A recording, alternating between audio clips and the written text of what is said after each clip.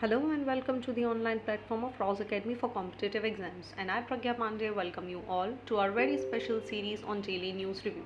सो आज हम डिस्कस करने वाले हैं सुलीना चैनल के बारे में, जो यूक्रेन के लिए बहुत इंपॉर्टेंट हो जाता है। एक ओवरनाइट स्ट्राइक यहाँ पर की गई है रशिया के द्वारा। उसी को देखते हुए हम डैन्यूब रिवर, यूक्रेन और मैप बेस्ड स्टडी यहाँ पर करेंगे। Next we'll be discussing about the new non poor. Next we'll be covering about the मनरेगा स्कीम, जिनकी वर्क साइट्स को मॉनिटर किया जाएगा by the drones. Next we'll be discussing about one editorial here which is the gap in birth and death registration amendment act. Next we'll be talking about the INS Vindhyagiri. And lastly हम commemorate करेंगे, आज पुण्यतिथि है नेताजी सुभाष चंद्र बोस की, उनको और जानेंगे उनका contribution. So without wasting any time, let's see what is in the news. देखिए डिटेल में समझते हैं इस पूरे आर्टिकल को। यहाँ पर एक एक चीज़ इम्पॉर्टेंट हो जाती है। देखिए वेडनेसडे को हुआ क्या है, रशिया ने यहाँ पर एक पोर्ट है जिसे डैन्यूब रिवर के पास यूक्रेन में यहाँ पर उसको टारगेट किया है। डैन्यूब डेल्टा की अगर हम बात करते हैं तो ये यूक्रेन को एक ऑल्टरनेटिव पैसेज प्रोवाइड करता है। कारण क्यों? देखिए रशिया ने, आपको पता है, यहाँ पर ब्लैक सी ग्रेन इनिशिएटिव से पिछले ही महीने अपने आप को एग्जिट करा लिया है, विड्रॉ कर लिया है। ऐसे में यूक्रेन के लिए जो ग्रीन्स हैं उनको यहाँ पर एक सेफ पैसेज पहुँचाना अपने कार्गो शिप के लिए बहुत ज़्यादा महत्वपूर्ण हो जाता है। यूक्रेन में अगर आप देखेंगे तो ये जो पोर्ट्स हैं ब्लैक सी पोर्ट्स के लिए, ओडेसा, कैमोमोर्स और पिविनविल, इन सभी की एक बहुत ज़्यादा महत्वपूर्णता हमें देखने के लिए मिलती है। अगर हम इसके ऑल्टरनेटिव रूट की बात करें तो यहाँ पर यूक्रेन के लिए एक बहुत बड़ा ऑल्टरनेटिव रूट प्रोवाइड कर रहा था ब्लैक सी के अलावा, which is the Sulina channel. Sulina channel की अगर हम बात करें, लगभग 63 किलोमीटर लंबा एक चैनल आपको दिखाई देगा, जो कि डैन्यूब की डिस्ट्रीब्यूटरीज की वजह से यहाँ पर दिखाई देता है, जो कि पूरी तरीके से अगर आप देखेंगे रोमानिया का पार्ट आपको देखने मिलेगा, जो कि अगेन एक नाटो का मेंबर कंट्री है। चलिए हम इसके पाथ को बहुत डिटेल में यहाँ पर समझ लेते हैं। देखिए डैन्यूब की अगर हम बात करें, जो कि यूरोप की सेकेंड लॉन्गेस्ट रिवर आपको देखने मिल जाती है, इसके बहुत ज़्यादा हिस्टोरिक मूवमेंट्स हैं। अगर आप देखेंगे तो रोमानिया में ही आप देखेंगे लगभग 80 किलोमीटर के क्षेत्र के आसपास ये आपको दिखाई देने लगेगा। जैसे ही ये रिवर आगे बढ़ती है, ये अपने कुछ डेल्टास क्रिएट करती है और यहाँ पर 3 चैनल्स का फॉर्मेशन करती है। ये 3 चैनल हो जाते हैं, आप देखेंगे, चिलिया, सुलेना और सेंट जॉर्ज, राइट। अब इनमें से जो सुलेना चैनल है ये अपने आप में बहुत ही ज़्यादा इम्पॉर्टेंट है, क्योंकि ये डीप है, वाइड है और एक तरीके से फ्राइट ट्रांसपोर्ट के लिए बिल्कुल परफेक्ट सिचुएशन प्रोवाइड करता है, जिसकी वजह से ये एक तरीके का रिवराइन एक्सप्रेस वे भी हो जाता है, which is very crucial for transporting of goods from inland to the Black Sea. अब जो शिप है यहाँ पर जो ग्रेन्स को कैरी करके आएंगी यूक्रेन से, आप उन्हें देखेंगे वो किस तरीके से मूव करेंगी। Basically firstly they leave from Ukraine, then ये यहाँ से पहुँचेंगी पोर्ट ऑफ इज़माइल, यहाँ से ये पहुँचेंगी port of Reni and on the main stream और द चिलिया चैनल आप इसे बोल सकते हैं, और यहाँ से ये सुलेना चैनल की तरफ मूव करेंगी। सो जो डायरेक्शन है वो कुछ इस तरीके से दिखाई देगा, because Black Sea grain initiative से जाने के बाद अब यूक्रेन के पास ये पैसेज तो नहीं बचा है। ऐसे में सुलेना चैनल यहाँ बहुत महत्वपूर्ण है। अब देखिए यहीं से ये लगभग 140 किलोमीटर का एक रोमानिया में कॉन्स्टेंटा के पास, जो कि बिगेस्ट सी पोर्ट है यहाँ का, वहाँ से होते हुए कार्गो ट्रांसफ़र कर देता है अपनी सारी चीज़ों को एक बड़ी शिप में, जो इन्हें फाइनली ब्लैक सी में ले जाता है, into the Mediterranean, Bosphorus straight को क्रॉस करता हुआ, और फाइनली ये यहाँ पर इनका जो शिपमेंट है उसे सिक्योर बना देता है। देखिए ये रूट इंपॉर्टेंट क्यों है, क्योंकि ये डायरेक्ट सर्विलेंस और प्रोटेक्शन के अंदर आ जाता है नाटो के अंदर। अब देखिए यहाँ पर एक कहीं ना कहीं जो रशिया ने यहाँ पर डिस्टर्ब किया है यूक्रेन के ग्रेन एक्सपोर्ट को, वो उसके लिए हर दिन एक नई प्रॉब्लम्स क्रिएट कर रहा है, not alone to the Ukraine, but वो सारी कंट्रीज़ जो यहाँ पर एक्सपोर्ट पर डिपेंड है यूक्रेन के, उनको भी कहीं ना कहीं सर्वाइव करते हुए देखने मिल रहा है। सो यहाँ पर आपने मैप बेस्ड स्टडी की अगर हम बात करें तो आपने कुछ इंपॉर्टेंट जगहों के बारे में पढ़ा है जो डेफिनेटली आपको एग्जाम में कभी ना कभी देखने के लिए मिल जाएंगी। First is the Sulina channel, then आपने पढ़ा है पोर्ट ऑफ रेने, आपने पढ़ा है डैन्यूब रिवर के बारे में, you have also seen about the Bosphorus straight and Mediterranean, all right. चलिए एक मैप के थ्रू यहाँ पर फिर से देख लेते हैं। ये पूरी की पूरी चीज़ें, ये आपको दिखाई दे रहा है डैन्यूब, और ये बना रहा है वो अपने पूरे डेल्टास को यहाँ पर फॉर्म करेगा। Here you will see there is a Black Sea, here is Romania, आप देख सकते हैं। साथ ही आपको ये पूरा का पूरा जो सेक्शन है ये यहाँ पर समझना होगा। देखिए अगर हम डैन्यूब नदी की बात करें तो डैन्यूब डेल्टा है वो ईस्टर्न यूरोप में लोकेटेड है। डैन्यूब नदी पर आपको देखने मिलेगा जहाँ पर ये अपना पूरा का पूरा जो क्षेत्र है उसे ब्लैक सी में जाकर खाली कर देता है। अगर हम इसकी बात करें तो इस डेल्टा का जो फैलाव है वो आपको दो जगह पर देखने मिलेगा, जो कि बॉर्डर क्रिएट कर देती है रोमानिया की और यूक्रेन की। अदर देन दैट अगर हम इसकी साइज़ की बात करें तो लगभग 4152 किलोमीटर में ये फैला हुआ है। डैन्यूब डेल्टा इसीलिए भी इम्पॉर्टेंट हो जाता है क्योंकि इसे यूनेस्को की वर्ल्ड हेरिटेज साइट बनाया गया है, because it has very unique biodiversity and very amazing ecosystem. यहाँ पर बेसिकली 3 चैनल्स क्रिएट होते हैं जो हमने मैप में भी समझे थे, चिलिया, सुलेना एंड सेंट जॉन। सुलेना चैनल की हमने बात करी, सबसे ज़्यादा सिग्निफिकेंट चैनल हो जाता है क्योंकि ये फ्राइट ट्रांसपोर्ट के लिए एक बहुत अच्छी सुविधा प्रोवाइड कर देता है, एक तरीके से रिवराइन एक्सप्रेस वे बना देता है क्योंकि इसके पास सफिशिएंट डेप्थ और विड्थ आपको देखने के लिए मिल जाती है। सो ये क्रूशियल ट्रेड रूट प्रोवाइड करता है जो यूक्रेन के पोर्ट्स हैं उन्हें ब्लैक सी तक ले जाने के लिए। अगर हम यहाँ के बायोडाइवर्सिटी की बात करें तो आपको बहुत सारी फ्लोरा फौना देखने मिल जाएंगी, जिसमें bird species, fishes, plants etcetera आपको देखने के लिए मिलेंगे। इकोनॉमिक इंपॉर्टेंस की बात करें तो देखिए अपने आप में एक बहुत बड़ा वेटलैंड है, लगून, मार्शेस, लेक का फॉर्मेशन यहाँ पर करता है। That means it is rich in ecology, बहुत इंपॉर्टेंट है एनवायरनमेंट के लिए। साथ ही ये जो लोकल इकोनॉमीज़ हैं जैसे फिशिंग, एग्रीकल्चर, टूरिज़्म, इन सभी पर भी बहुत ही ज़्यादा इसकी यहाँ पर लोगों की निर्भरता इस पर आपको देखने के लिए मिलेगी। चलिए मूव करते हैं अगले आर्टिकल की तरफ जहाँ बात की जा रही है इंडियाज़ न्यू नॉन पुअर। देखिए अपनी 15 अगस्त की स्पीच में प्रधानमंत्री श्री नरेंद्र मोदी ने एक शब्द बोला कि लगभग 13.5 करोड़ इंडियंस हैं, इन्होंने गरीबी की जंजीरों को तोड़ा है और ये फाइनली मिडिल क्लास में एंटर हो चुके हैं। सो नाउ द क्वेश्चंस कम कि पॉवर्टी को एस्टिमेट कैसे किया जाता है, मल्टी डायमेंशनल पॉवर्टी क्या है, इन सारी चीज़ों को हम यहाँ आर्टिकल में समझेंगे। देखिए हुआ क्या है, रिसेंटली अपनी 15 अगस्त की स्पीच में प्राइम मिनिस्टर ने यहाँ पर बोला है कि हमारे यहाँ पॉवर्टी रिडक्शन हुआ है और लोग मिडिल क्लास में यहाँ पर पहुँच चुके हैं। अगर हम इस रिपोर्ट के हिसाब से बात करें तो as per the data 13.5 crore जो इंडिविजुअल्स हैं ये पॉवर्टी से बाहर निकल कर आए हैं। ना तो क्वेश्चंस कम कि इसको डिसाइड कैसे किया गया कि 13.5 करोड़ लोग यहाँ पर पॉवर्टी से बाहर निकलें। तो देखिए इसको डिसाइड किया गया है second national multi dimensional poverty index report के द्वारा, जिसे नीति आयोग ने रिलीज़ किया था जुलाई 2017 को।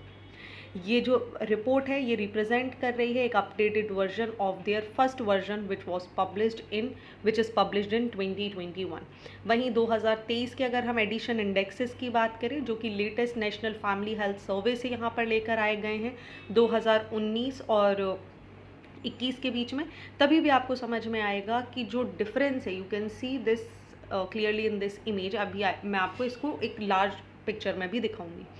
तो यहाँ पर हमें कुछ चीज़ें समझ में आई कि जो सर्वे है उसने एक चीज़ क्लियर करी कि पहले तो जो 13.5 मिलियन लोग हैं, नेशनल फैमिली हेल्थ सर्वे ने उसने ये बताया कि 2015-16 और 19-21 को अगर आप कंपेयर करेंगे तो यहाँ पर बहुत ज़्यादा रिडक्शन देखने के लिए मिला है। स्पेशली अगर आप इस डिक्लाइन की बात कर रहे हैं तो ये सबसे ज़्यादा यूपी, बिहार, मध्य प्रदेश, उड़ीसा और राजस्थान में देखने के लिए मिली है। यहीं इसी पर्टिकुलर रिपोर्ट के अनुसार जो 135 मिलियन लोग हैं वो यहाँ पर मल्टी डायमेंशनल पॉवर्टी से बाहर निकल कर आ चुके हैं 2015-16 के कंपैरिजन में 2019-21 में। इसी के अलावा अगर हम इन स्टेट्स का एक पर्सनल डेटा देखें तो आप देख पाएंगे किस तरीके से बिहार, झारखंड, उत्तर प्रदेश, मध्य प्रदेश, असम, छत्तीसगढ़, उड़ीसा ने एक बहुत ही ग्रेजुअल डिक्लाइन यहाँ पर देखा है। अब देखिए यहाँ पर ये जो पॉवर्टी डिक्लाइन आपको देखने मिला है, मल्टी डायमेंशनल पॉवर्टी इंडेक्स आपको देखने मिला है, ये सारी चीज़ें कहीं ना कहीं क्वेश्चन रेज करती हैं कि आखिर इसको कैलकुलेट कैसे किया जाता है। तो देखिए आर्टिकल में सारी चीज़ें यहाँ पर क्लियरली मेंशन है कि आखिर मल्टी डायमेंशनल पॉवर्टी इंडेक्स होता क्या है। चलिए समझते हैं इसको डिटेल में। देखिए जो national multi dimensional poverty index है, देखिए हम ग्लोबल की यहाँ बात नहीं कर रहे हैं, हम नेशनल की बात कर रहे हैं, जैसे नीति आयोग रिलीज़ करता है। ये बेसिकली डेप्रीवेशन को काउंट करता है इन 3 डायमेंशन।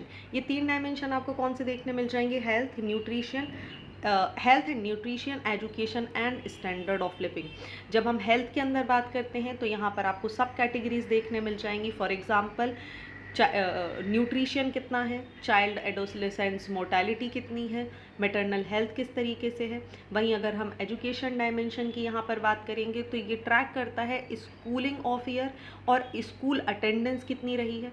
साथ ही अगर हम स्टैंडर्ड ऑफ लिविंग की बात करें तो ये डिफरेंट वेरिएबल जैसे sanitation, drinking water, bank account जैसे अलग अलग एस्टिमेट्स को यहाँ पर कैलकुलेट करता है। विच मीन्स अगर हम बात करें तो इंडिया का जो MPI है ये 12 वेरिएबल्स जो इस डायमेंशन, इन तीनों डायमेंशन में आपको देखने मिलेंगे, इसको यहाँ पर कैलकुलेट करता है।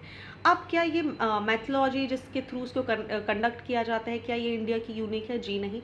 ये जो इंडेक्स है ये कहीं ना कहीं आप जो मल्टी डायमेंशनल पॉवर्टी इंडेक्स देखते हैं ग्लोबल वाला, जिसे तैयार किया जाता है Oxford poverty and human development initiative और यूनाइटेड नेशन डेवलपमेंट प्रोग्राम के द्वारा, उसी की मैथोलॉजी पर ये काम करता है। तो बेसिकली हम ये बोल सकते हैं कि जो इंडिया का MPI है जिससे नीति आयोग यहाँ पर रिलीज़ करता है, इसको टेक्निकल असिस्टेंस देने का काम किसके द्वारा किया जाता है? OPHI और UNDP के द्वारा। अब देखिए ये यहाँ पर टेक्निकल असिस्टेंस तो देते हैं, लेकिन जो ग्लोबल MPI है और जो इंडिया का MPI है इसमें कुछ डिफरेंस हमें देखने मिलते हैं। पहली बात, ग्लोबल MPI 10 वेरिएबल्स पे काम करता है, वहीं इंडिया का MPI केवल 12 वेरिएबल पर यहाँ पर बात करता है। ये 12 वेरिएबल कौन से हैं? देखिए दो बहुत ही ज़्यादा महत्वपूर्ण वेरिएबल जिसे इंडिया ने इंक्लूड किया है वो है मैटरनल हेल्थ और बैंक अकाउंट। ओके, और यहीं पर अगर आप देखेंगे तो NHFS की रिपोर्ट्स के हिसाब से इंडिया ने जो ट्रेडिशनल पॉवर्टी है उसको ख़त्म कर कर मल्टी डायमेंशनल पॉवर्टी इंडेक्स में यहाँ पर बहुत अच्छा परफॉर्मेंस दिया है। तो देखिए ये तो रही इंडिया की बात, लेकिन जो ग्लोबल MPI है, ग्लोबल MPI ने भी जुलाई में अपनी यहाँ पर रिपोर्ट सबमिट करी थी, जिसके हिसाब से 415 मिलियन लोग इंडिया में पॉवर्टी से बाहर निकले हैं, जब आप कंपेयर करेंगे 2005-06 और 2019-21 के बीच में। और ये कहीं ना कहीं दर्शाता है कि 270 मिलियन जो ट्रांजिशन हुए हैं वो केवल और केवल 2005 से लेके 2015-16 के बीच में हुए हैं। इसके अलावा जितने भी ट्रांजिशन आपको देखने मिले हैं, द रिमेनिंग 200 वो आपको देखने मिलेंगे इन दी सब्सिक्वेंट ईयर्स। अब ये कंपैरिजन क्यों? देखिए ग्लोबल MPI के हिसाब से अगर हम बात करें तो इंडिया का जो पॉवर्टी रेशो है वो आज की डेट में 16.4% है। वहीं नीति आयोग के MPI रिपोर्ट की अगर हम बात करें तो जो पॉवर्टी रेशो है विच इज़ 14.96%। अब ये डिस्पैरिटी यहाँ पर क्यों आई है? देखिए इस डिस्पैरिटी के आने का सबसे बड़ा कारण है 2 एडिशनल मैट्रिक्स जिन पे हमने बात करी थी। ये थे आपके मैटरनल हेल्थ और बैंक अकाउंट, राइट। और इन्हीं की वजह से ये जो डिफरेंस है यहाँ पर कुछ प्रतिशत का, ये आपको देखने के लिए मिल जाता है। नाउ द क्वेश्चंस कम कि इंडिया में ये एस्टिमेशन आखिर लगाया कैसे जाता है।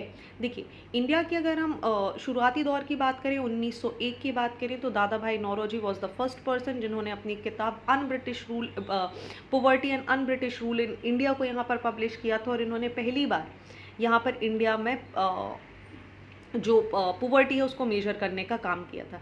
इसका ऑब्जेक्टिव था कि इंडिया का जो मॉनेटरी अमाउंट है, जो रिक्वायरमेंट है, वो कैसे यहाँ पर कंप्लीट किया जा सके, राइट। अगर हम इसके बाद तो आगे बात करें तो बहुत सारी कमेटीज़ हमारे सामने आई जिनको हम बहुत डिटेल में पहले भी पढ़ चुके हैं, like DT Lakdawala committee, Suresh Tendulkar committee and recently 2014 में आने वाली C रंगराजन कमेटी ने अलग अलग यहाँ पर बेस लाइन्स क्रिएट करे, अलग अलग कंजम्पशन और एक्सपेंडिचर को लेकर किस तरीके से डेटा होना चाहिए इसको यहाँ पर बताया। आपको इन कमेटीज़ के नाम याद रखने हैं क्योंकि आपसे डायरेक्टली पूछ लिया जा सकता है DT लकड़वाला कमेटी का संबंध किससे है, तो it is with the poverty estimation in India. Same goes with the Suresh Tendulkar and the C Rangarajan committee.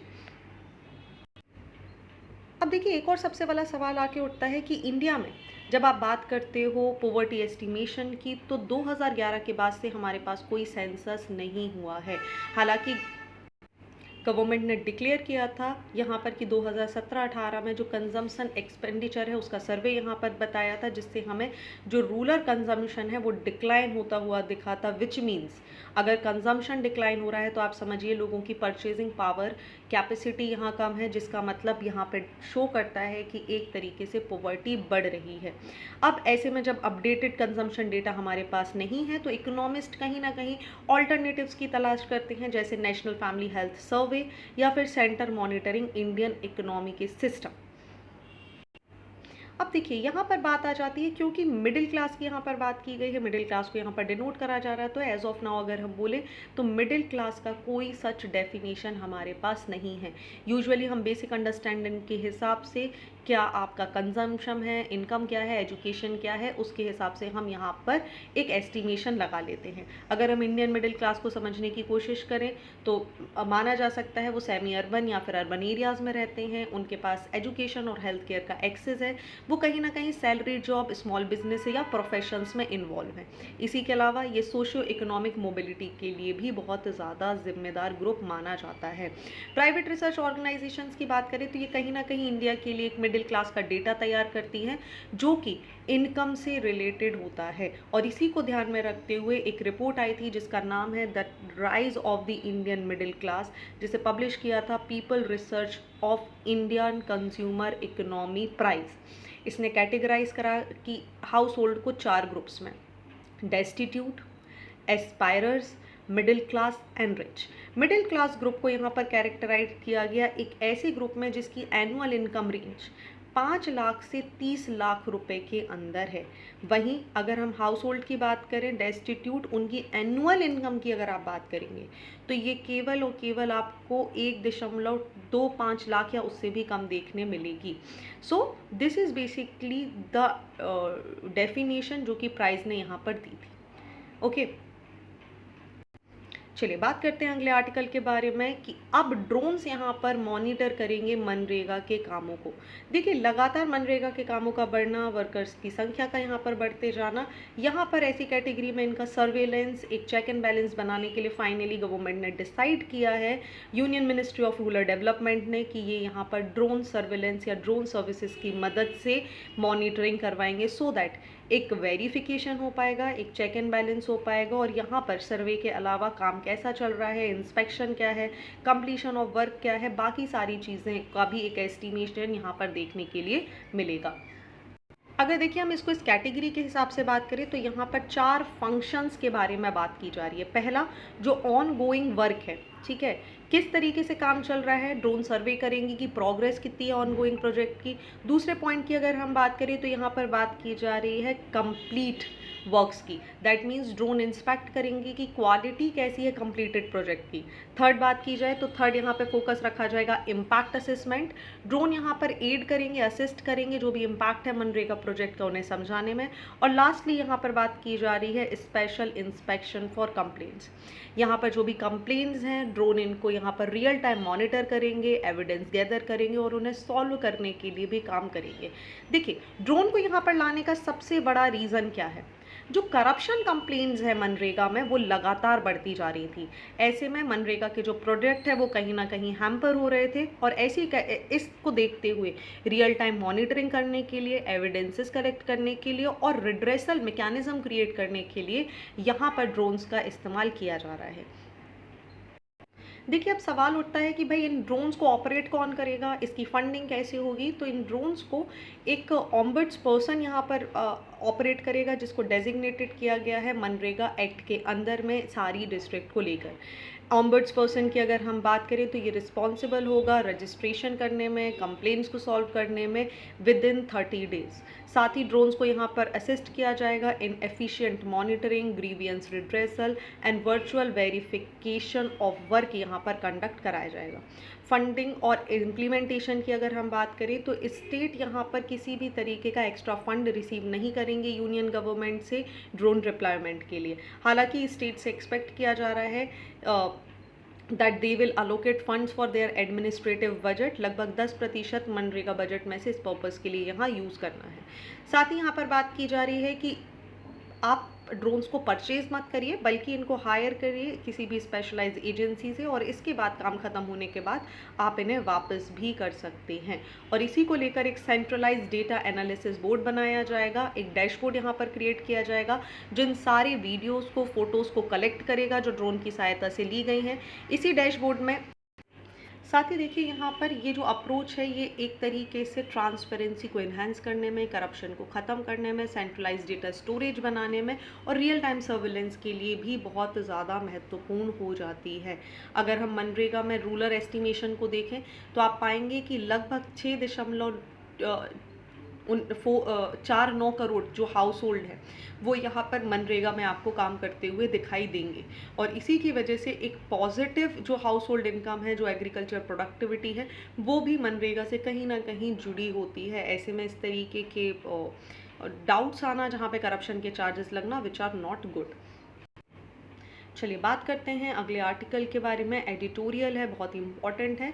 हम बात करने वाले हैं birth and death registration amendment act के बारे में। देखिए, जो registration of birth and death act है 1956, इसमें यहाँ पर कुछ नए चेंजेस किए गए हैं और यहाँ पर इसको चेंजेस करने के बाद, बहुत सारे लूप होल्स को आइडेंटिफाई करने के बाद फाइनली डिसाइड किया गया है कि इसका एक नया नाम हमारे सामने आएगा, which is registration of birth and death amendment bill 2023। ये ऐसा पहली बार हो रहा है अब इसके इंसेप्शन से कि जहाँ पर इसको पार्लियामेंट में पास भी कर दिया गया है, प्रेसिडेंट का असेंट भी मिल गया और फाइनली ये एक्ट बनकर हम सभी के सामने हमें देखने के लिए मिल रहा है। इस बिल को चेंज करने के उद्देश्य क्या थे? देखिए इसमें जो नेशनल और स्टेट लेवल डेटाबेस है उसको यहाँ पर क्लैरिफाई करना, उसको यहाँ पर कोलैब करना, जितनी भी रजिस्ट्रेशन है बर्थ और डेथ से रिलेटेड उनको यहाँ पर अपडेट करना, एक सेंट्रलाइज्ड डेटाबेस तैयार करना ताकि जो पब्लिक सर्विसेज स्कीम्स हैं, जो सोशल बेनिफिट स्कीम है, उनको सही समय पर लोगों तक पहुँचाया जा सके। अब डेटाबेस को तैयार कौन करेगा? देखिए, ये बिल यहाँ पर कंपलसरी कर रहा है रजिस्ट्रार जनरल ऑफ इंडिया को कि वो मेंटेन करे एक national level database of birth and death.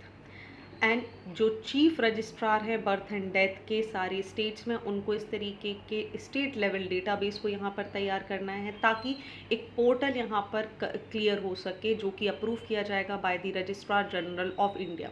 ये जो डेटाबेस है ये यहाँ पर प्रोवाइड करेंगे पूरी इन्फॉर्मेशन, नेशनल पॉपुलेशन की इन्फॉर्मेशन, आधार डेटाबेस, इलेक्टोरल रोल्स क्या है, राशन कार्ड, पासपोर्ट और जितने भी डेटाबेस है उन सभी को एक ही जगह यहाँ पर अपडेट किया जाएगा। In case of birth, the amendment provide for controlling the Aadhaar number of the parents. Nothing is mentioned about the Aadhaar number of the deceased. ऐसे में आप देखेंगे एक सेंट्रलाइज्ड डेटा सिस्टम हमारे सामने बनकर आ जाएगा जो कि कहीं ना कहीं इसके गोल्स को फुलफिल करने के लिए इम्पॉर्टेंट है। चलिए आगे अगर बात करें तो यहाँ पर एक और सवाल आ जाता है कि सेंट्रल और स्टेट डेटाबेस मेंटेन कौन करेगा। देखिए पहली बात अगर हम बात करें तो जो रजिस्ट्रेशन है वो प्राइमरी तौर पर स्टेट गवर्नमेंट की जिम्मेदारी होती है। अगर हम रजिस्टर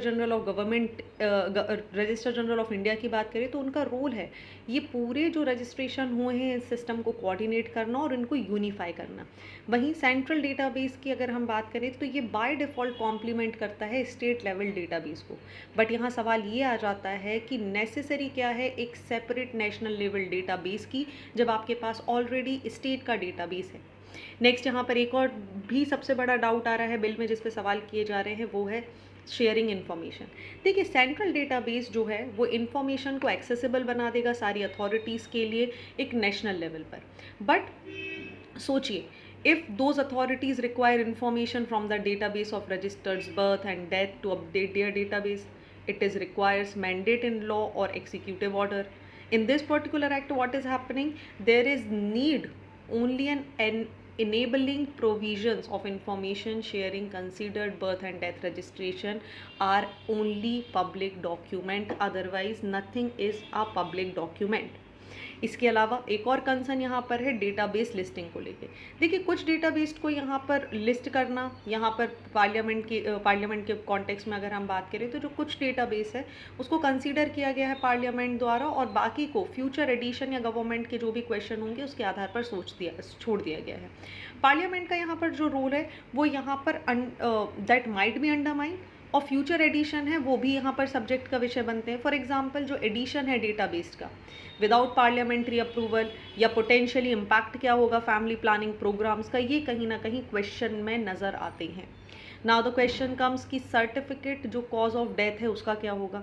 देखिए यहाँ पर जो अमेंडमेंट किया गया है ये रिक्वायर कर रहा है कि जो डेथ सर्टिफिकेट है मेडिकल इंस्टीट्यूशन में, वहाँ पर कॉज कारण बताने का।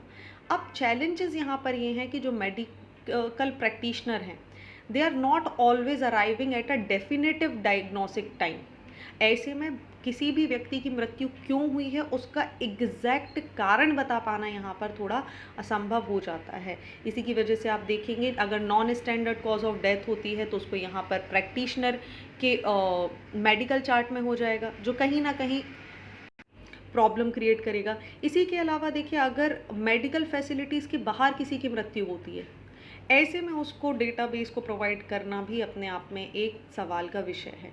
Next is presumed that in calamities, ये सजेस्ट कर रहा है कि including provision for registering presumed death during natural calamities और एक्सीडेंट। अब ये अलाउ कर देगा फैमिलीज़ को कि वो डेथ सर्टिफिकेट को पहले भी ले सकते हैं देन दी करेंट 7 ईयर वेटिंग पीरियड। चलिए हम इस बिल के कुछ की फीचर्स के बारे में बात कर लेते हैं। पुराना बिल पुराने एक्ट की अगर हम बात करें तो इसका नाम था registration of birth and death amendment bill 2023, जिसको यहाँ पर अमेंड करके 1969 एक्ट को लेकर आया जा रहा है। अगर हम इस बिल के की फीचर्स के बारे में बात करें तो ये एक्ट प्रोवाइड करता है एक रजिस्ट्रार जनरल ऑफ इंडिया को अपॉइंट करने के लिए, जो यहाँ पर जनरल डायरेक्शन या रजिस्ट्रेशन बर्थ और डेथ से रिलेटेड जितने भी हैं उनको प्रोवाइड करेगा। साथ ही रजिस्ट्रार जनरल का काम है एक नेशनल डेटाबेस को मेंटेन करना और जितने भी रजिस्टर्ड बर्थ और डेथ है उनको यूनिफाइड वे में यहाँ पर लाना। चीफ रजिस्ट्रार की बात करें तो इसे अपॉइंट किया जाएगा स्टेट्स, और जो रजिस्ट्रार्स हैं उन्हें लोकल एरिया में अपॉइंट किया जाएगा, और सभी की शेयरिंग ऑफ डेटा के हिसाब से एक नेशनल डेटाबेस को यहाँ तैयार किया जाएगा। अगर हम इलेक्ट्रॉनिक सर्टिफिकेट्स की बात करें तो यहाँ पर तो कोई भी इंडिविजुअल्स है वो यहाँ पर रिक्वेस्ट कर सकते हैं एक फॉर एंटायर और extract from birth and death register. ये बिल यहाँ पर अमेंड कर रहा है कि जितने भी बर्थ और डेथ सर्टिफिकेट हैं उन्हें इलेक्ट्रॉनिकली यहाँ पर अवेलेबल करा दिया जाएगा। Now the questions come about कि आधार डिटेल्स ऑफ पेरेंट इन्फॉर्मेशन। देखिए ये एक्ट यहाँ पर रिक्वायर कर रहा है कि कुछ जो पर्सनस हैं उनको रिपोर्ट बर्थ एंड डेथ से रिलेटेड रजिस्ट्रार के लिए यहाँ पर आधार की आवश्यकता होगी। फॉर एग्जाम्पल जो मेडिकल ऑफिसर इंचार्ज होंगे हॉस्पिटल के जहाँ पर किसी बच्चे का यहाँ पर जन्म हुआ है, उनको बर्थ की जानकारी देना होगा। इन केस ऑफ बर्थ एक specified person must provide Aadhaar number of the parents and information itself at that particular point. ये जो एप्लीकेशन है बर्थ से रिलेटेड आधार नंबर प्रोवाइड करने की, ये सब जगह लागू होगी, चाहे आप हॉस्पिटल्स की बात करें, जेल्स, होटल्स, लॉजेस या कहीं पर। जो लिस्ट है स्पेसिफाइड पर्सन्स की, इसको यहाँ पर एक्सपैंड किया गया है, जिसमें जो अडॉप्टिव पेरेंट हैं उनका भी आधार यहाँ पर दिया जा सकता है, बायोलॉजिकल पेरेंट्स जिन सरोगेसी के थ्रू बच्चा हुआ है, सिंगल पेरेंट या अनवेड मदर्स की जानकारी भी यहाँ पर देखने के लिए मिल सकती है। डेटाबेस की बात करें तो जो नेशनल डेटाबेस है वो यहाँ पर एक शेयर्ड अथॉरिटी के रूप में काम करेगा, विच मीन्स जितने भी रजिस्ट्रेशन हुए हैं उन सभी को यहाँ पर एक सेंटर डेटाबेस में लेकर आया जाएगा। यूजेजेस की अगर हम बात करें कि बर्थ सर्टिफिकेट का यूज़ आपको कैसे देखने मिलने वाला है, तो देखिए यहाँ पर कुछ प्रपोज्ड चीज़ें रखी गई हैं कि जितने भी एजुकेशनल इंस्टीट्यूशन है वहाँ पर बर्थ सर्टिफिकेट आपको आवश्यक होगा, वोटर लिस्ट में ये आवश्यक हो जाएगा, गवर्नमेंट पोस्ट में जाने के लिए आवश्यक हो जाएगा, और कोई भी दूसरे पर्पज़ जहाँ पर सेंट्रल गवर्नमेंट में इसकी आवश्यकता है वहाँ पर बिल रिक्वायर कर रहा है कि बर्थ और डेथ सर्टिफिकेट को प्रूव करना पड़ेगा, आपको रिक्वायरमेंट हो जाएगी जितने भी बच्चे इस बिल के आने के बाद यहाँ पर पैदा होने वाले हैं।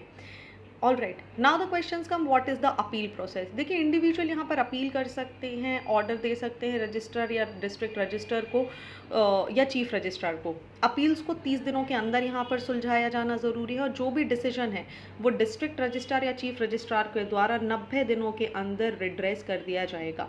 ओके, अब कंसर्न्स क्या हैं? देखिए, राइट टू एजुकेशन एक्ट 2009 ये मैंडेट कर देता है कि एलिमेंट्री एजुकेशन में जो एडमिशन है that should be based on birth certificate और अदर प्रिस्क्राइब्ड डॉक्यूमेंट। अब देखिए, इसी पर्टिकुलर एक्ट में एक और बात बोली गई है कि कोई भी बच्चे का आपको एडमिशन डिनाई नहीं करना है अगर उसके पास एज प्रूफ नहीं है। अब यहाँ पर बिल में इस तरीके के एग्जम्पशंस के बारे में कोई भी बात नहीं की गई है। वहीं अगर हम राइट टू वोट की बात करें तो आर्टिकल 3 to 6 प्रत्येक व्यक्ति को जो भारत का सिटीजन है और 18 साल से ऊपर का है उसको अधिकार देता है कि उनके पास वोट देने का अधिकार है। यहाँ पर बर्थ सर्टिफिकेट या voting could curtail his fundamental rights to.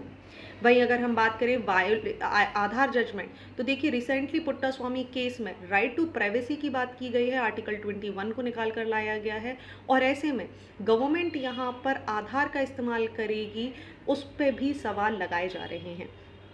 अब देखिए, इस बिल से जुड़ी एक और समस्या है कि ये बिल अकेला बर्थ सर्टिफिकेट को क्या कर देगा, एक होल सोल या डेफिनेटिव प्रूफ बना देगा किसी भी व्यक्ति की उसकी एज कितनी है, प्लेस ऑफ बर्थ क्या थी, या दूसरे जो पर्पसेस हैं, अगर उसे वोट देना है, एजुकेशन इंस्टीट्यूट में एडिशन लेना है, गवर्नमेंट जॉब्स में जाना है, मैरिजेस करनी है। ऐसे में जो भी बच्चे इस बिल के आने के बाद पैदा होते हैं, अगर उनके पास बर्थ सर्टिफिकेट नहीं है तो उनको अपने बेसिक अधिकारों को फुलफिल करने में बहुत ज़्यादा प्रॉब्लम आएगी। They could be excluded from different activities, चाहे आप वोटिंग की बात कर लें, एजुकेशन की बात कर लें, और सर्टेन जॉब अपॉर्चुनिटीज़ से भी ये बाहर आपको देखने के लिए मिलेंगे। ऐसे में ऐसे बच्चे या ऐसे इंडिविजुअल जिनके पास बर्थ सर्टिफिकेट नहीं है, ये कहीं ना कहीं क्या करेंगे, ब्राइब देने के लिए भी उतारू हो जाएंगे, because at the end they want their right to be served. So यहाँ पर आपको अनएथिकल प्रैक्टिसेस भी बहुत ज़्यादा देखने के लिए मिल जाएंगी। इसी की वजह से आप देखेंगे तो ये कहीं ना कहीं एक तरीके से डिस्क्रिमिनेशन कर रहा है किसी भी बच्चे के केयर और प्रोटेक्शन में। देखिए, एक तरीके का बर्डन है जहाँ पर एज और आइडेंटिटी बर्थ सर्टिफिकेट पे डिपेंड होगी। यहाँ सर जो मार्जिनलाइज सेक्शन है, जो कि ऑलरेडी वल्नरेबल है, उनको कहीं ना कहीं सपोर्ट की आवश्यकता है। For example, there may be instance where a child birth was registered but they ran away from that particular home, या उन्होंने किसी नेचुरल डिजास्टर में अपने डॉक्यूमेंट्स खो दिए हों। ऐसे में एक बच्चा स्कूल में जा पाना या उसकी एज, उसके पास सर्टिफिकेट नहीं होने की वजह से भी उसको बहुत सारी प्रॉब्लम्स हमें देखने के लिए मिलेंगी। तो ये था पूरा का पूरा आर्टिकल, बहुत डिटेल में। आई होप आपको सारी चीज़ें क्लियर हो चुकी होंगी। Moving on to the next article, जहां हम बात करने वाले हैं, प्रेसिडेंट मुर्मू ने लॉन्च कर दी है वॉरशिप विंध्यगिरी। देखिए, यहाँ पर इंडियन नेवी ने लॉन्च किया है आईएनएस विंध्यगिरी को, जो कि प्रोजेक्ट 17A अल्फा फ्रिगेट्स का एक पार्ट है। ये शिप यहाँ पर बिल्ड की गई है by the garden research ship builder and the engineers Kolkata. अगर हम इसके हाईलाइट की बात करें तो इसका नाम कर्नाटका की माउंटेन रेंज विंध्यगिरी के नाम पर रखा गया है। ये अपने आप में प्रोजेक्ट 17A फ्रिगेट इनिशिएटिव की 6वीं शिप है। प्रोजेक्ट 17A की बात करें तो ये प्रोग्राम इन्वॉल्व करता है कंस्ट्रक्शन ऑफ 7 फ्रिगेट्स, जिसमें से अभी तक आपके पास 4 फ्रिगेट्स को तैयार किया जा चुका है Mumbai based Mazagon dock shipyard limited में। इसी के अलावा 3 को यहाँ पर तैयार किया जा रहा है by the garden research ship builders and engineering limited. देखिए, प्रोजेक्ट 17 की बात करें तो इसको इन हाउस इंडियन नेवी का एक वॉरशिप डिज़ाइन प्रोग्राम आप बोल सकते हैं। इंडियन नेवी के हिसाब से लगभग 75% जितने भी इक्विपमेंट है 17A शिप के, उनको कहीं ना कहीं यहीं पर इस्तेमाल किया गया है। अगर हम फर्स्ट शिप की बात करें तो प्रोजेक्ट 17A के अंदर इसे लॉन्च किया गया था 2019 में, जिसका नाम है नीलगिरी। चलिए, moving on to the last article of the day, हम बात करने वाले हैं नेताजी सुभाष चंद्र बोस के बारे में। आज इनकी डेथ एनिवर्सरी है, 77 साल हो चुके हैं नेताजी सुभाष चंद्र बोस की डेथ एनिवर्सरी को। अगर हम इनकी डेथ एनिवर्सरी की बात करें तो आज की डेट में हमारे लिए इनका कंट्रीब्यूशन बहुत ही ज़्यादा महत्वपूर्ण है। अगर हम बर्थ की बात करें तो नेताजी का जन्म जनवरी 23, 1897 को कटक उड़ीसा में हुआ था। ये बहुत ही ज़्यादा एजुकेटेड और पॉलिटिकली एक्टिव फैमिली में इनका जन्म हुआ। हम इनके एजुकेशन की बात करें तो इन्होंने अपनी अर्ली एजुकेशन कटक में ही कंप्लीट करी। इसके बाद हायर एजुकेशन के लिए कैलकाटा, जो कि आज की डेट में कोलकाता कहा जाता है, और बाद में कैम्ब्रिज जैसी हाईएस्ट यूनिवर्सिटीज़ में गए।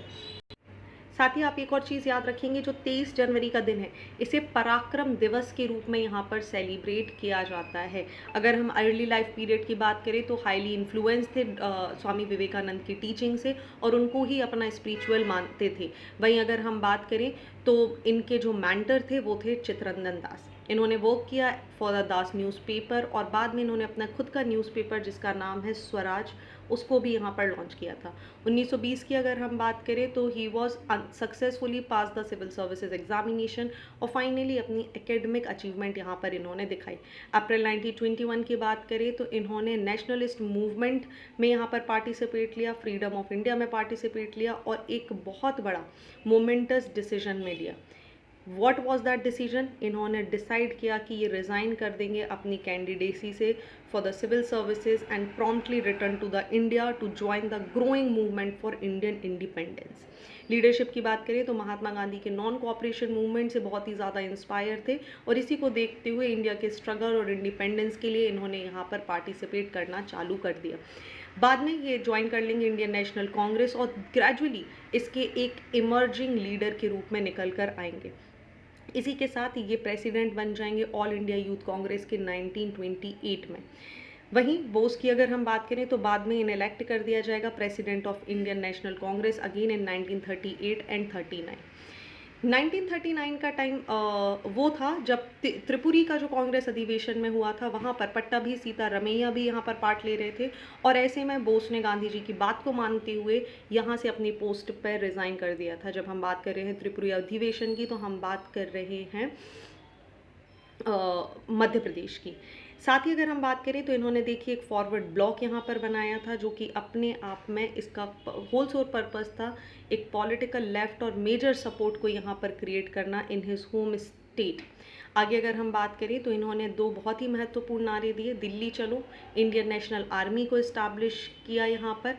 ये Japanese controlled Singapore from Germany in 1943 if you'll see, so they issued from here that his famous call Delhi चलो का नारा यहाँ से देंगे और अनाउंस कर दिया कि आज़ाद हिंद गवर्नमेंट बनाई जाएगी और द इंडियन नेशनल आर्मी को यहाँ पर फॉर्म करेंगे 21 अक्टूबर 1943 को।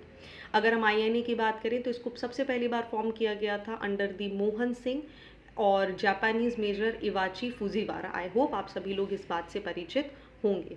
ओके साथ ही टोक्यो में इन्होंने आज़ाद हिंद रेडियो को इस्टेब्लिश किया जिससे ये इंडियन जो मासेस थी, जो रैलीज थी, उनको ब्रिटिश रूल्स के अगेंस्ट यहाँ पर बातें बताते थे। ओके सो ये है सारी डिटेल जो हमने अभी डिस्कस करी। आपको ये सारी की सारी जानकारी हमारी PDF में मिल जाएगी। This is a chronological form की इवेंट्स, इंपॉर्टेंट डेट्स जिनका संबंध है नेताजी सुभाष चंद्र बोस से। 1945 का आज ही का वो दिन है जब यहाँ पर एक प्लेन क्रैश में ताइवान में इनकी मृत्यु यहाँ पर हो गई। ऑलराइट, सो आई होप ये सारी चीज़ें आपको क्लियर हो चुकी होंगी। बात करते हैं हम आज के मेंस क्वेश्चन की। तो पहला क्वेश्चन है critically analyse the key objective implementation and impact of Mahatma Gandhi national rural employment guarantee act on rural employment and development in India. Second question is, what are the goals, leadership and significance of Azad Hind Fauj, Indian National Army during India's struggle for independence, and how did it contribute to the larger movement against British colonial rule?